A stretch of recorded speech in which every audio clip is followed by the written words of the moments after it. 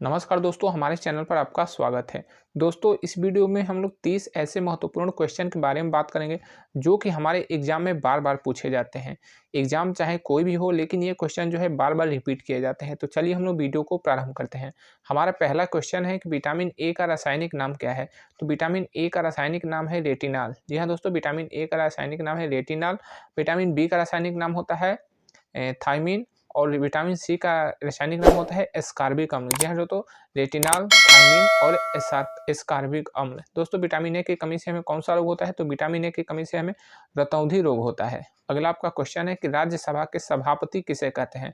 तो दोस्तों, राज्यसभा का जो सभापति होता है उसे उपराष्ट्रपति कहते हैं। जी हाँ दोस्तों, जो उपराष्ट्रपति, हमारे देश का जो उपराष्ट्रपति होता है वह राज्यसभा का पदेन सभापति होता है। यानी कि राज्यसभा में सभापति का चुनाव नहीं होता है। जो भारत का वाइस प्रेसिडेंट रहता है वो भारत का जो राज्यसभा है उसका वो सभापति होता है। यानी कि यह पदेन सभापति होते हैं।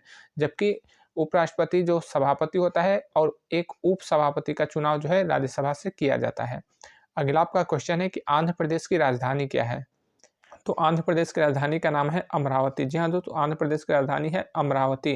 और दोस्तों, आप लोग जो है अपना जिस भी स्टेट का तैयारी करते हो, आप अपने स्टेट में कुल कितने ज़िले हैं उसकी संख्या के बारे में जानकारी जरूर रख लें, क्योंकि आपके स्टेट लेवल के एग्जाम में ये क्वेश्चन पूछा जाता है।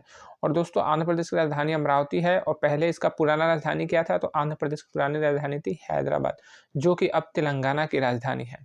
अगला आपका क्वेश्चन है कि विश्व का सबसे बड़ा महाद्वीप कौन सा है? तो विश्व का सबसे बड़ा महाद्वीप जो है एशिया महाद्वीप है। और विश्व में कुल कितने महाद्वीप है? तो विश्व में कुल 7 महाद्वीप हैं।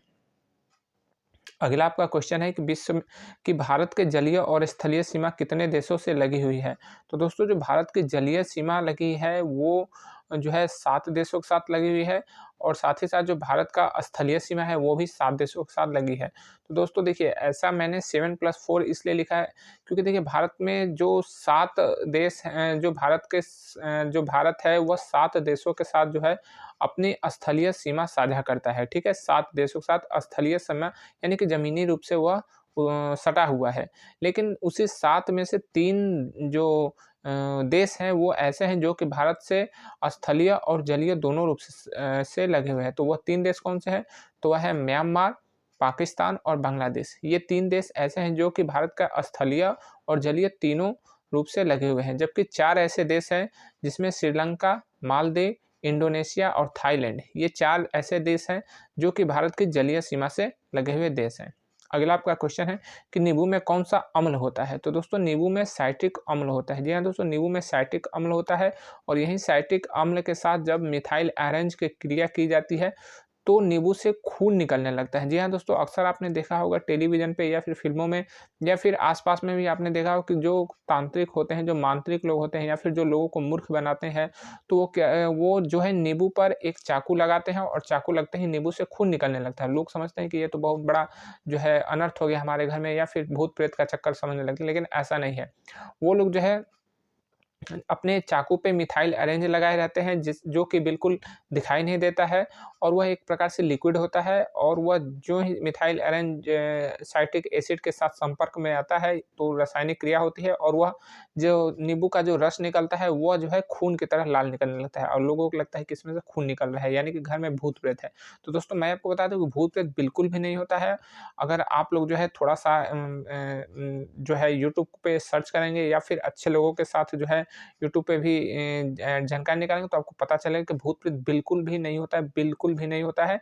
मैं आपको गारंटी देता हूँ, भूत प्रेत बिल्कुल भी नहीं होता है। आप लोग अगर इसके बारे में डिटेल जानकारी चाहते हैं तो आप लोग जो है श्याम मानव चैनल को रीड कीजिए। आपको बताया जाएगा वहाँ पे कि कैसे जो है लोग मूर्ख बनाए जाते हैं, कैसे लोगों को भूत प्रेत का डर दिखाया जाता है। बिल्कुल भूत प्रेत नहीं होता है। अगला आपका क्वेश्चन है कि क्रांति पुरुष की उपाधि किसे प्राप्त है? तो दोस्तों, मैंने अभी जो श्याम मानव की बात की, इन्हीं का नाम जो है क्रांति पुरुष जो है इनको संज्ञा प्राप्त है, उपाधि प्राप्त है।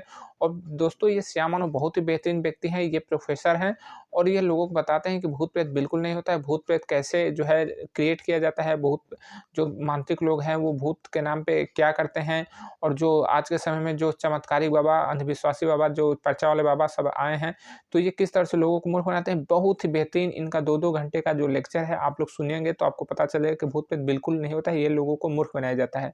दोस्तों यही वो व्यक्ति हैं जिन्होंने कि जो पर्चा वाले बाबा करके जो बागेश्वर बाबा हैं उनको इन्होंने नागपुर के दरबार में चुनौती दिया था और वो चुनौती स्वीकार नहीं करे और नागपुर का दरबार उन्हें छोड़कर जाना पड़ा। तो दोस्तों ये बहुत ही बेहतरीन व्यक्ति हैं, इनको आप लोग ज़रूर यूट्यूब पे देखिएगा। अगला आपका क्वेश्चन है कि पृथ्वी पर गुरुत्वाकर्षण बल सबसे ज़्यादा कहाँ होता है? तो पृथ्वी पर गुरुत्वाकर्षण बल जो है सबसे ज़्यादा वो होता है ध्रुवों पर। अगला आपका क्वेश्चन है कि पिन का फुल फॉर्म क्या होता है? दोस्तों अक्सर आपने देखा होगा कि आपके गाँव का पिन कोड होता है। जितने भी गाँव हैं सबका एक अपना अलग पिन कोड होता है। तो पिन का मतलब होता है पर्सनल आइडेंटिफिकेशन नंबर। जी हाँ दोस्तों, पर्सनल आइडेंटिफिकेशन नंबर। अगर आप जो है अपने गाँव का नाम नहीं जानते हैं, लेकिन अगर आप लोग केवल पिन नंबर जानते हैं तो भी आप अपने गाँव पे पहुँच सकते हैं, क्योंकि हर गाँव का अलग-अलग पिन होता है। एक नाम के 2 से 3 गाँव, 4 गाँव, 10 गाँव हो सकते हैं, लेकिन एक पिन नंबर का केवल एक ही गाँव होता है। तो दोस्तों अगला हमारा क्वेश्चन है कि पंचवटी नामक जगह भारत के किस राज्य में है? तो दोस्तों पंचवटी नामक जो है जगह वो भारत के महाराष्ट्र राज्य में है और यह नासिक जिले में पड़ते हैं। जी हाँ दोस्तों, पंचवटी वही जगह है जहाँ पे जो आपने अगर रामचरितमानस पढ़ा होगा या फिर रामायण देखा होगा तो वहाँ पे एक जो है दृश्य आता है जहाँ पे राम, लक्ष्मण और सीता जी वन में जाते हैं और वन में एक बार जो है शूर्पणखा आती है और जो है लक्ष्मण उनके नाक कान काट देते हैं। तो वो कौन सा जगह है? तो वो पंचवटी है। ठीक है, पंचवटी जगह है और वो कहाँ पे है? तो वह नासिक जिले में महाराष्ट्र राज्य में पड़ता है। अगला आपका क्वेश्चन है कि श्री रामलला के मूर्तिकार कौन है? यानी कि जो राम जी की जो प्रतिमा अभी श्री राम मंदिर में जो विराजमान की गई है, तो उस मूर्ति के जो है रचयिता कौन है? सॉरी, मूर्ति के मूर्तिकार कौन है? यानी कि उसको बनाया किसने है? तो उनका नाम है अरुण योगीराज। जी हाँ दोस्तों, अरुण योगीराज वो मूर्तिकार का नाम है और ये कहाँ के हैं? तो ये कर्नाटक जिले के मैसूर जो कर्नाटक राज्य के मैसूर जिले के हैं। अगला आपका क्वेश्चन है कि गुण अवगुण जानत सब कोई, जे जेहि भाव निक तेहि सोई। इनमें निक शब्द का पर्यायवाची क्या है? जी हाँ दोस्तों, अब जो हिंदी के क्वेश्चन है वो डायरेक्टली नहीं पूछे जा रहे हैं, अब इसी तरह से इनडायरेक्टली पूछे जा रहे हैं। एक चौपाई दे दी जा रही है, उसमें से अब पूछा जा रहा है कि पर्यायवाची बताइए या फिर विलोम बताइए या फिर इसका जो है अर्थ बताइए। तो इसमें क्वेश्चन है कि इसमें निक शब्द का पर्यायवाची क्या है?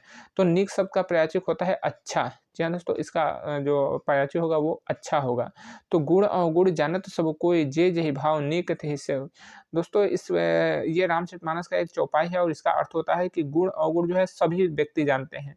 सभी व्यक्तियों को पता है कि अच्छा क्या है, बुरा क्या है। लेकिन जिसका जैसा भाव रहता है, जिसका जैसा संस्कार मिला रहता है, उसी के अनुसार वह चीज़ है उसे पसंद आती है, यानी कि अच्छा लगने लगता है। अगला आपका क्वेश्चन है कि एनएसजी का आदर्श वाक्य क्या है? तो दोस्तों एनएसजी का आदर्श वाक्य है सर्वत्र सर्वोत्तम सुरक्षा। जी हाँ दोस्तों, सर्वत्र सर्वोत्तम सुरक्षा। एनएसजी का फुल फॉर्म होता है national security guard. National security guard दोस्तों ये बहुत ही बेहतरीन सिक्योरिटी गार्ड है, बहुत ही बेहतरीन फोर्स है, जो कि जो जेड प्लस जिसको सिक्योरिटी मिली रहती है तो उसको जो है एनएसजी के कमांडो मिलते हैं या फिर उसको एसबीजी के कमांडो मिलते हैं या फिर जो हमारे विदेशी मेहमान आते हैं उनको एनएसजी की सिक्योरिटी प्राप्त होती है।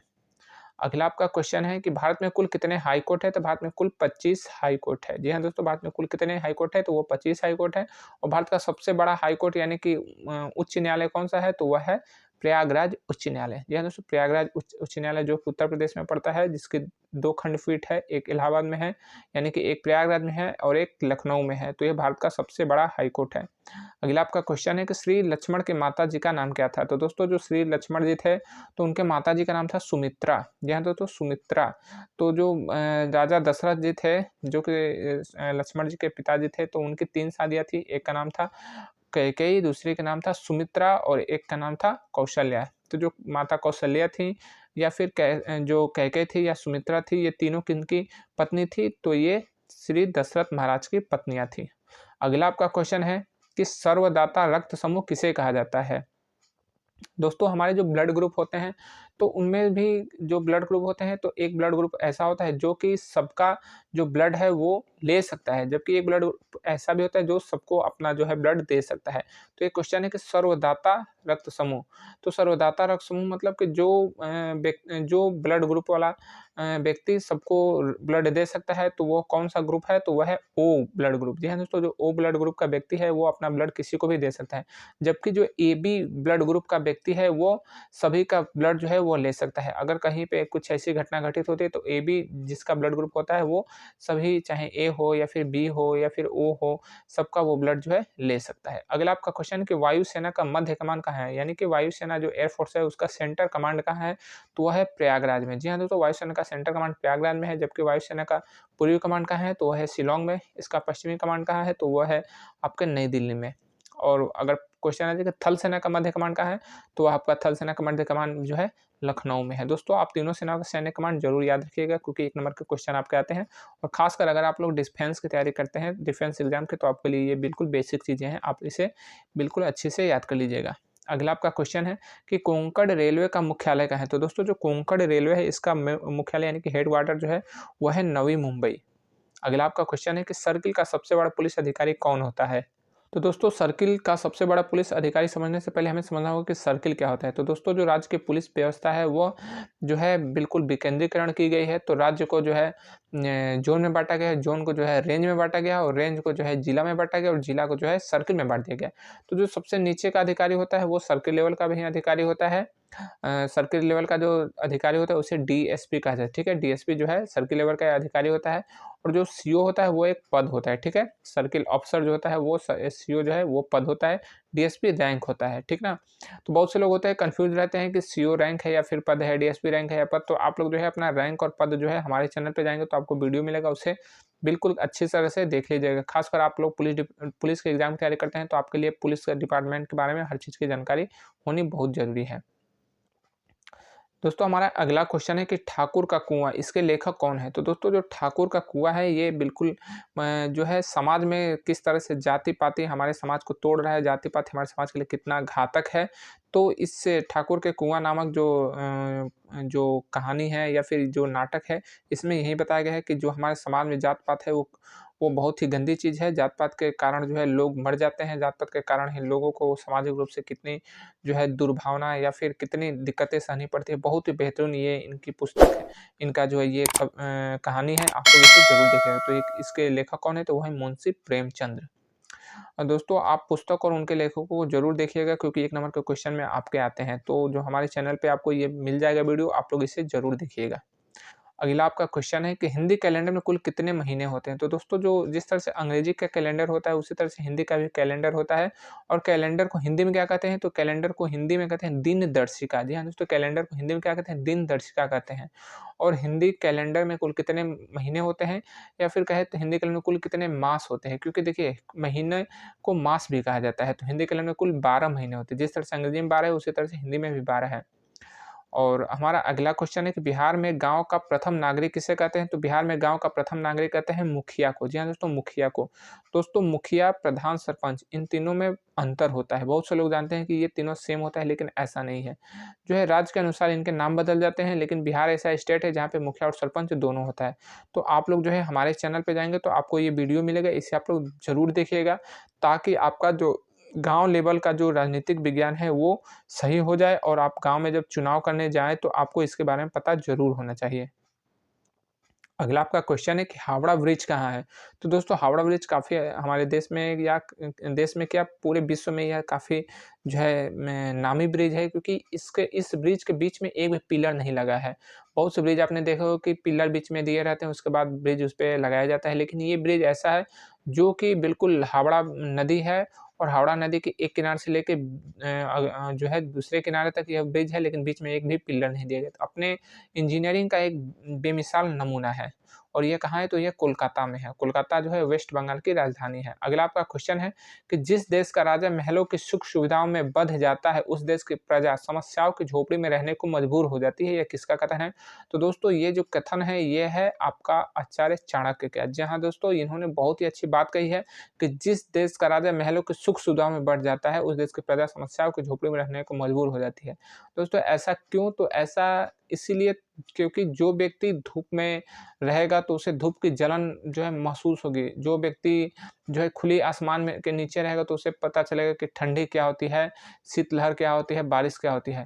लेकिन जो व्यक्ति महलों की सुख सुविधाओं में बैठा हुआ है, सोया हुआ है, एसी में आराम से बैठा हुआ है, उसको किसी भी प्रकार की तकलीफ नहीं है, तो जो व्यक्ति समस्याओं से उलझेगा नहीं, वो समस्या को क्या सुलझाएगा? ये असंभव है। इसीलिए हमारे देश में जो है समस्याएँ सुलझती नहीं हैं, क्योंकि हमारे जो देश की समस्याओं को सुलझाने वाले जो लोग हैं, हमारे जो नेता हैं, हमारे जो अगुवा है, उनको बेहतरीन सुविधाएँ मिलती है, तो जो व्यक्ति महिला को सुख सुविधाओं में बँधेगा, वो फिर उस देश की प्रजा तो है समस्याओं के झोपड़े में रहने को मजबूर हो जाएगी। बिल्कुल ये सही बात है। जैसा कि राजा जनक के कार्यकाल में हुआ था, जब महाराजा जनकपुर के राजा थे, तो वह अपने महल में बैठते थे और लोगों को वो लगता था कि सभी लोग जो है खुशहाल हैं। लेकिन जिस दिन उन्होंने बाहर निकल के देखा, महलों से बाहर निकल के देखे, तो पता चला कि राज्य में कितनी बड़ी अकाल पड़ी है, कितने लोग जो है भूख से मर रहे हैं। अगला आपका क्वेश्चन है, पृथ्वी से चंद्रमा की दूरी कितनी है? तो दोस्तों अगला आपका क्वेश्चन है कि पृथ्वी से चंद्रमा की दूरी कितनी है? तो यह है 3,84,400 किलोमीटर। दोस्तों पृथ्वी से चंद्रमा की दूरी कई बार जो है 3,84,000 किलोमीटर भी देता है, तो 400 का अंतर होता है। तो आपका अगर आंसर में 3,84,000 आ जाए या फिर 3,80,000 भी आ जाए, 3,84,000 आ जाए या फिर 3,84,400 किलोमीटर भी आ जाए, तो भी आप उसे सही कीजिएगा। अगला आपका क्वेश्चन है कि मतदाता दिवस कब मनाया जाता है? तो दोस्तों मतदाता दिवस मनाया जाता है 25 जनवरी को, क्योंकि 25 जनवरी 1950 को ही जो है भारत के जो निर्वाचन आयोग उसकी स्थापना हुई थी। दोस्तों आप लोग अपना जो राष्ट्रीय दिवस है उसे बिल्कुल याद रखिएगा, उसे अच्छी तरह से याद कर लीजिएगा, क्योंकि 1 नंबर के क्वेश्चन में आपके कई बार पूछे जाते हैं। दोस्तों अगला हमारा क्वेश्चन है कि नौसेना का सब लेफ्टिनेंट वायुसेना के किस अधिकारी के समकक्ष होता है? तो दोस्तों जो नौसेना का सब लेफ्टिनेंट होता है वह कमीशन्ड रैंक का सबसे निचला अधिकारी होता है। यानी कि कमीशन्ड रैंक जो होता है वह नौसेना में सब लेफ्टिनेंट से प्रारंभ होता है। तो वायुसेना के जो फ्लाइंग अफ़सर होता है वह जो है कमीशन रैंक का एयरफ़ोर्स में सबसे निचला अधिकारी होता है, तो वह इसी के समकक्ष होता है। जबकि आर्मी का सबसे निचला कमीशन रैंक कौन-सा है? तो वह है लेफ्टिनेंट। तो आर्मी का लेफ्टिनेंट से, एयरफ़ोर्स का फ्लाइंग अफ़सर से और नेवी का सब लेफ्टिनेंट से कमीशन रैंक प्रारंभ होता है। दोस्तों हमारे चैनल पे जाएँगे तो आपको ये एक वीडियो मिलेगा, इसे आप लोग ज़रूर देख लीजिएगा, ताकि आपको पता चले कि आर्मी, एयरफ़ोर्स और नेवी में जो समकक्ष अधिकारी हैं वो कौन-कौन से हैं, और आपको जो है कमीशन्ड रैंक का जो क्रम है वो भी पता चल जाएगा।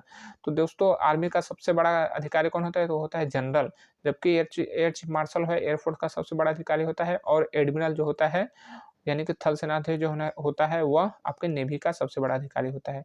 दोस्तों आपका जो एक क्वेश्चन है इसे आप हमें कमेंट में बताइएगा कि भारत में कुल कितने ज़िले हैं? भारत में कुल कितने ज़िले हैं? मिलेंगे अगले वीडियो में, तब तक के लिए जय हिंद।